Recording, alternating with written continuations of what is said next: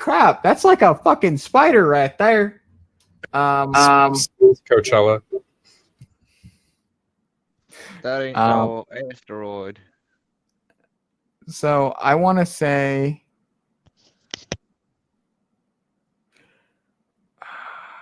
yeah, I'm going to be confident in this answer. The 3, this right here is one solid object, but I want to say it's a modular object. And these are pieces that are coming out of it. And this would be, I would say, a scout ship, like very small, considering how dim it is. And these would be larger ships that detach from this. So I would say maybe like a station of some sort, like a mobile base. Yeah, You know, it always blows my mind that we're looking at like real UFOs, like real captures, like that, like because you can make up anything, but like I'm telling you guys, because I look at the sun 24 hours a day. When something is this reflective and dense, it's not random. It's not space junk. It's not a comet. These are defined edges. These are real objects. The size differentiates because of the focal length, but you can see there's a real there's a real conglomeration going on right here, and it's really, really interesting because personally to me this looks like a meetup. I don't know if it's modular or one piece, but I see a lot of UFOs bundled in one little place, and I skipped frames from 4 minutes before and after this was captured, and it's gone. It's not even in the same region. So Right. This isn't stars. This isn't anything like that. They're objects. And they're moving. They're not sitting still. Yeah, they're moving. And I feel like that's one misconception that I feel like a lot of people don't understand about space. I don't think any of this spacecraft stops unless it goes into atmosphere. And that's just my opinion. And I think space, movies, media, television, video games, very few video games, one of them being Kerbal, does a very good job at this. Simulating and showing you that everything will always be constantly moving in space. There is no stopping. You do not stop in space, no matter what kind of craft you have.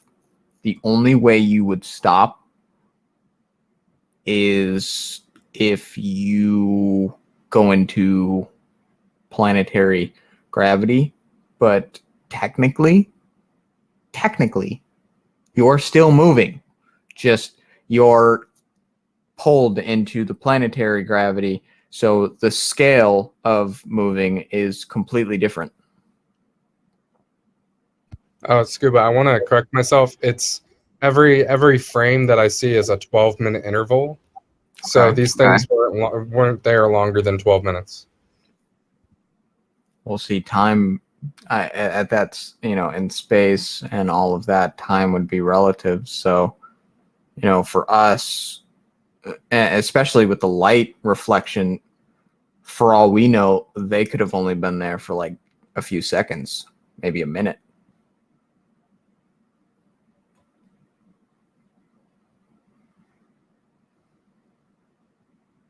Because all of this is like light-based, correct? Yeah, so anything that you see brighter, because we're looking at the LASCO C2, C3 telescope, and the red range is infrared, and the blue is just kind of regular. It's just a filter, but the brighter something is, the more reflective it is, because it's reflecting the sun's light. And that takes time to get here, correct? Yeah, it's really hard to gauge perspective simply because we're looking at a field of view hundreds of thousands of, I believe, kilometers across. Yeah. And that's why I bring that up, because we must, always remember and always make Everyone else, remember and understand that perspective is everything. Although we are getting these exotic photos, these exotic, anomalies, the perspective of it from our end means everything, because again, we don't know how long they've been there.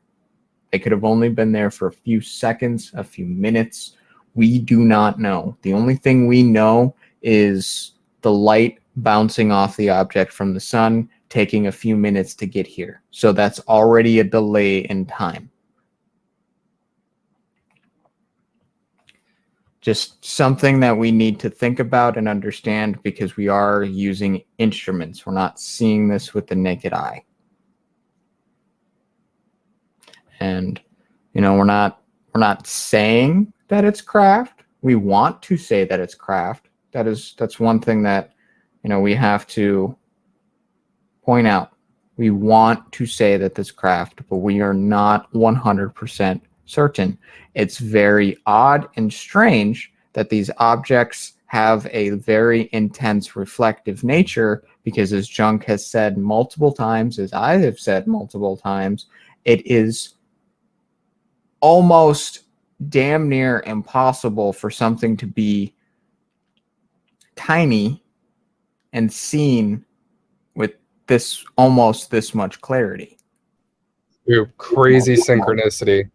The LASCO satellite, the one you're seeing, the telescope, this was launched December 2nd, which is my birthday.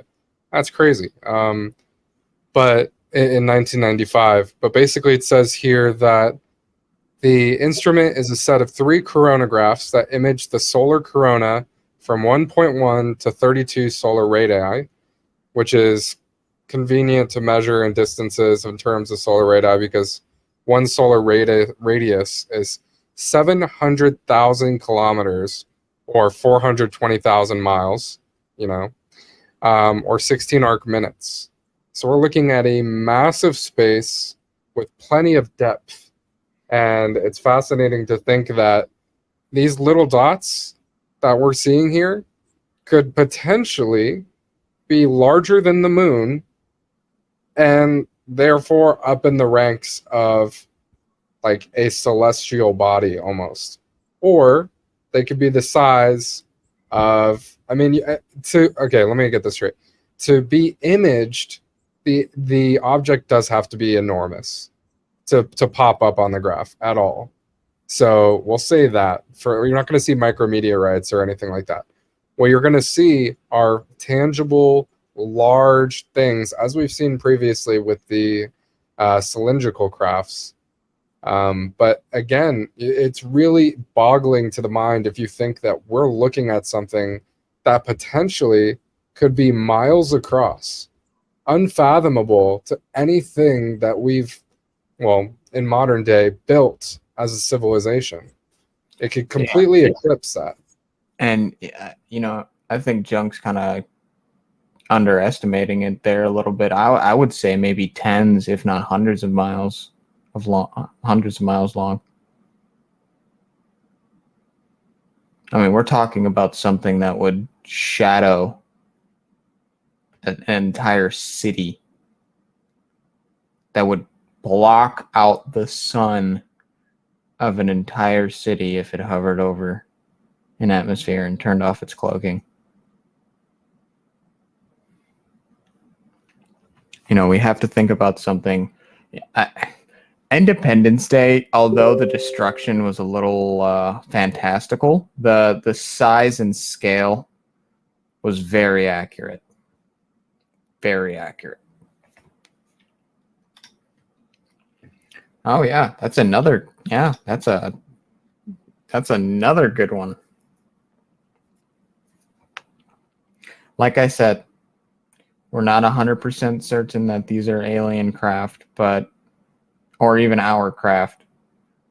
What we do know is that these are very, very, very, very peculiar and very familiar anomalies.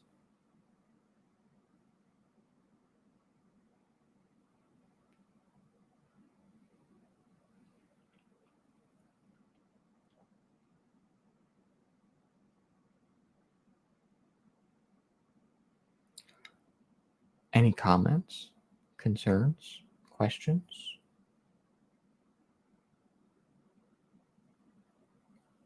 Thingamabobs?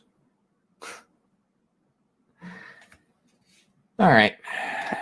Junk, you ready to talk about StarBloom? Absolutely. All right, let me get the post up.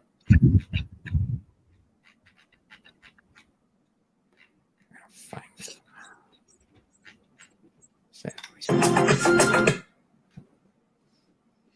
Turn that down. There we go. All right, Junk, take it away.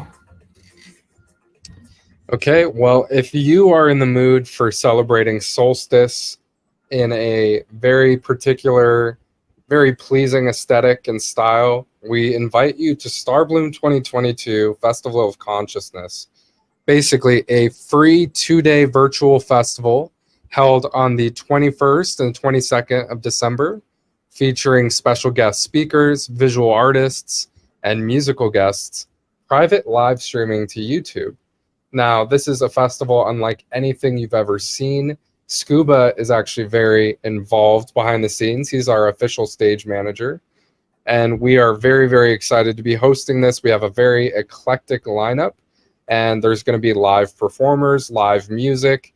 Again, all free, taking place in the noon to evening time center of the solstice, winter solstice, and the day following. So if you want to sign up and be part of StarBloom, you can jump over to bit.ly/StarBloom2022, or just check out any of my content on my Telegram channel. We've also reposted some stuff to the new Templars.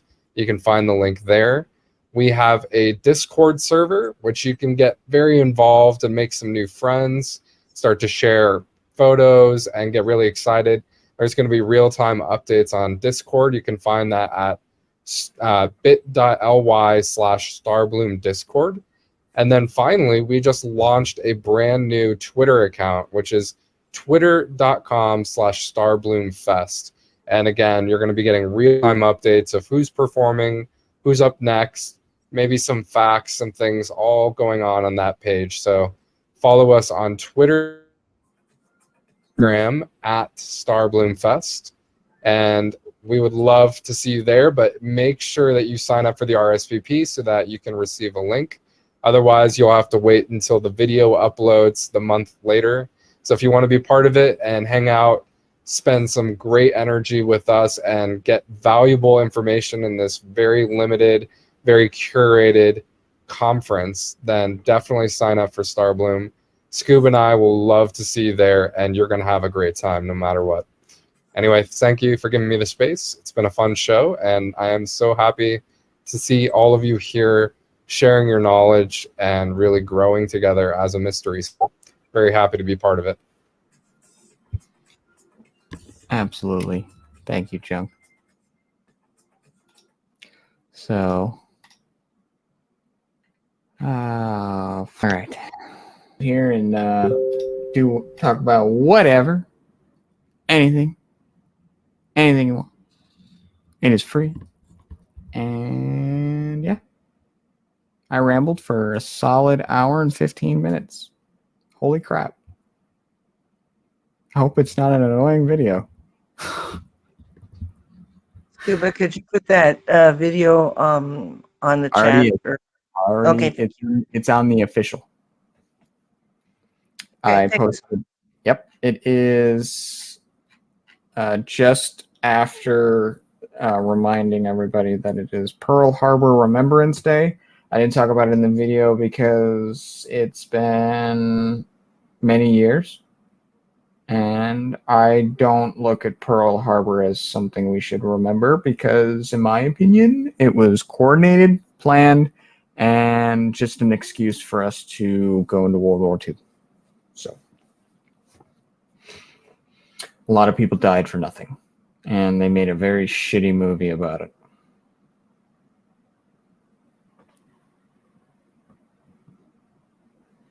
Avatar 2. Oh my God, we are 11 days. No, we're 9 days away. 9 days. I can't fucking wait. Anybody who says that this movie is gonna suck doesn't understand. Oh, Scoop, guess what? We're gonna see it a day early because we're in South America. Wait a minute. I won't spoil it. I won't. I hate you. But Scuba, I hate who you. in the world said the movie's gonna suck? Do you know how many people keep saying the first movie's always better than the second? Oh, like I haven't heard that before. Me personally, I think this movie's not gonna get number 1. It's gonna get like number 3. If it beats Endgame, I will be surprised. I don't think it's ever gonna beat the first one. Because the first one came out at at just the right time. Now, this one also could have just released at the right time. We don't know, but I'd be very shocked if it takes number 1. What do you think, Junk? You've been following this movie much longer than I have, so Any movie about Lyrans interests me. So I think visually, the visual artists absolutely outdid themselves. They've done something brand new, which is not only underwater motion capture in a stunning way, but the visual effects, the amount of like I was watching this one scene, and it's basically in the trailer. It's where I think Jake's on top of an elu, which is one of the water creatures, tightening the strap, and a 5-second frame of that shot must have taken weeks to render. And it's this beautiful shot of water refraction in ways and textures that haven't been possible ever.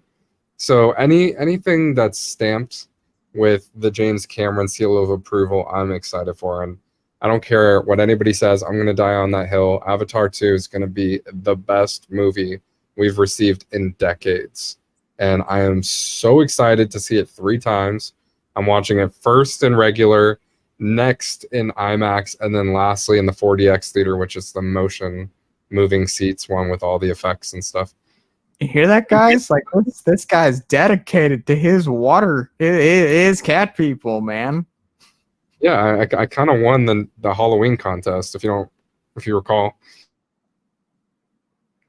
Yeah, I'm not gonna lie, nonchalantly a little disappointed on that poll, but it's okay. It's okay.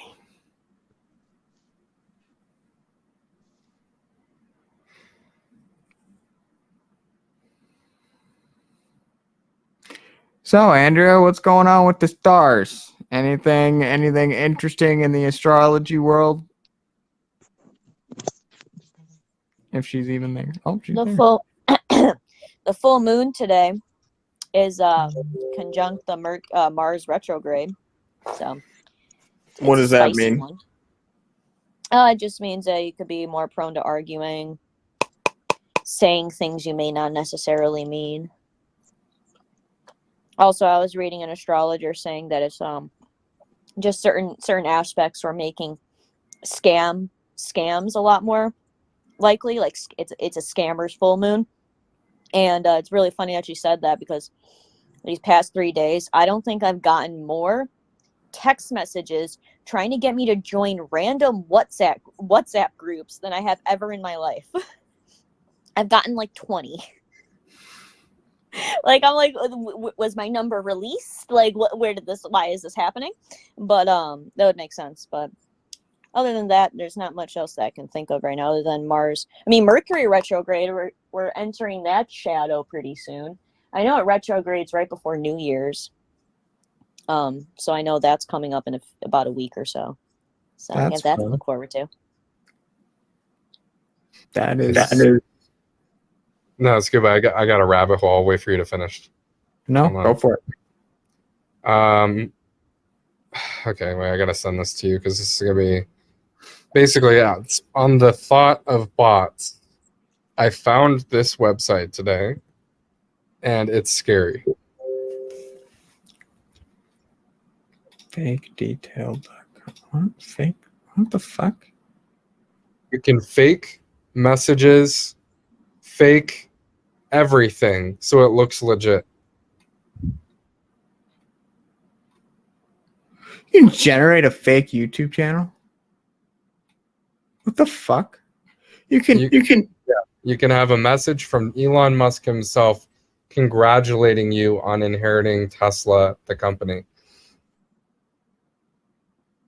Huh. Have you seen any of the Lensa stuff?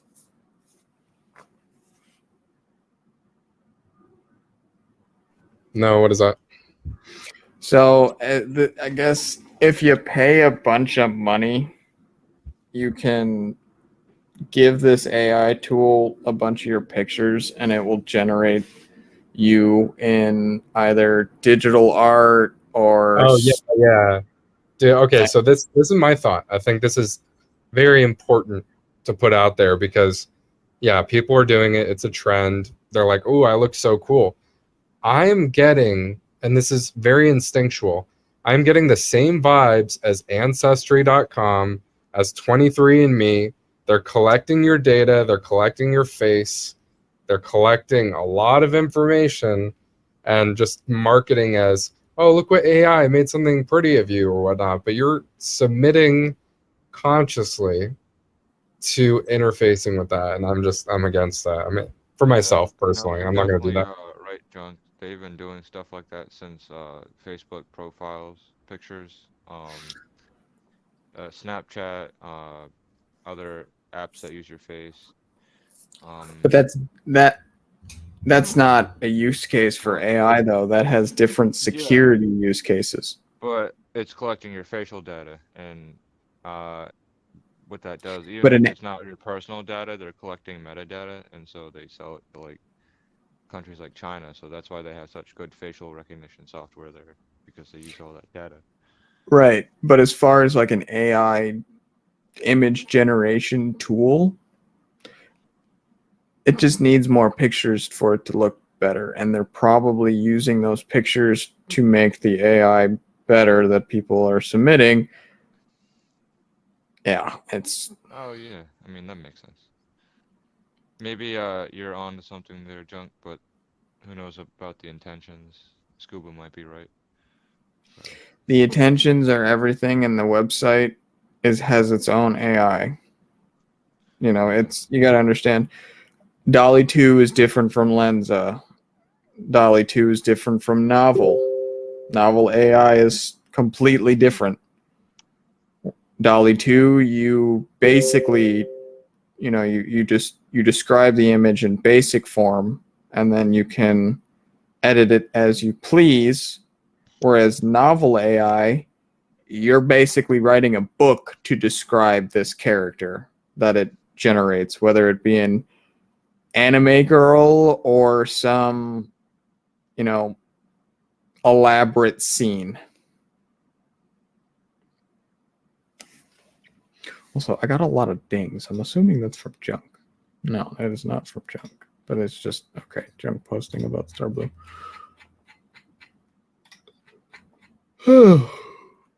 So yeah, that's pretty much all we wrote. I mean, we got 30 minutes on the clock. What do you guys want to talk about?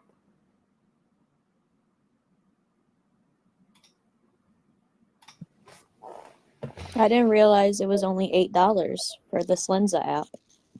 Mm-hmm. It's tempting. Oh my god. I see why people did it. Bruh. I mean, $8 and you get 50 images. You can go verify yourself on Twitter. I was planning on it before Friday. Hey, Scuba. So I don't know. We could probably squeeze this one in, but Neuralink. You got to start it. Should that be its like own thing?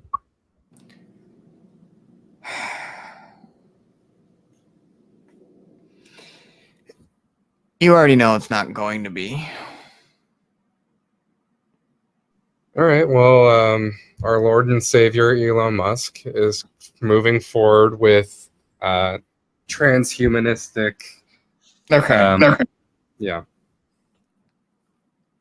Now I was really hoping we were going to be able to talk about this, but the poll said otherwise, so it's fine.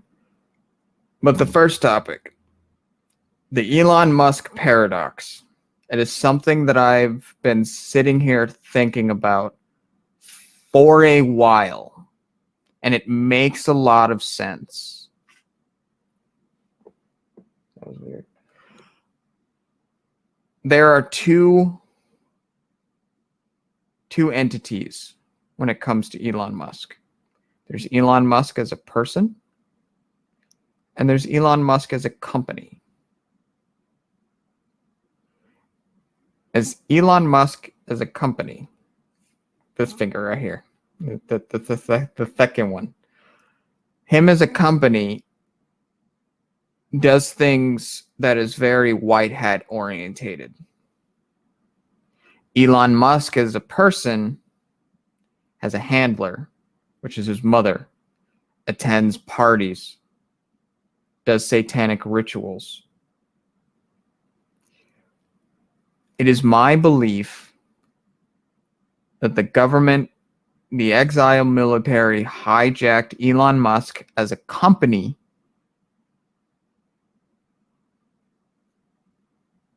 and is now using him and him as a face for their agenda. Whereas he is still being controlled by the other side, even though that he is aware that the military is fully in control. Because he's still a person. I don't believe that there are multiple clones of Elon Musk. I fully believe that there's one guy, and I know how he's able to do all of what he can do. He has an entire office. Right? It's called the Office of the CEO. So basically, he has an office of a different assistants. So he's got 20, maybe I'd say maybe between 15 to 20 different people that are just assistants to him.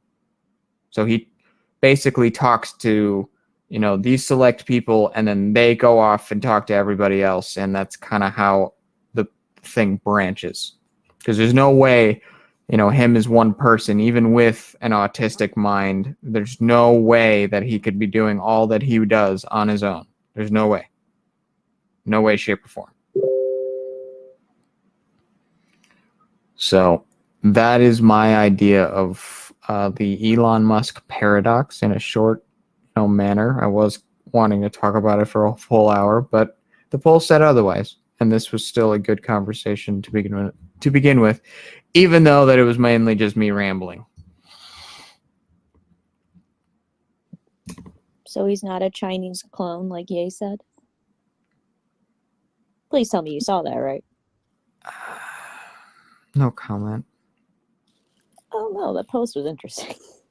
And Elon's response, I take that as a compliment. Like, okay. Why would you take that as a compliment? Exactly. That's why I'm just like, what?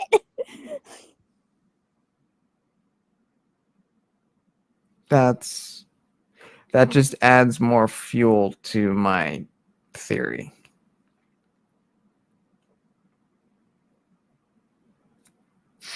But I digress. Anything else, guys? Because I might just call it here.